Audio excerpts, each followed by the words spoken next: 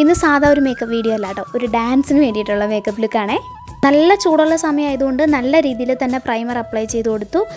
Foundation ഒന്ന് കയ്യിലിട്ട് നന്നായി blend ചെയ്തതിന് ശേഷം ഒരു ബ്രഷ് യൂസ് ചെയ്തിട്ടൊന്ന് അപ്ലൈ ചെയ്ത് കൊടുത്തു കേട്ടോ. അതൊന്ന് സെറ്റ് ചെയ്യാൻ വേണ്ടിയിട്ട് ഇതേ ഒരു കോമ്പാക്ട് പൗഡർ വെച്ചിട്ട് ഒന്ന് ടച്ച് ചെയ്ത് കൊടുത്തേ.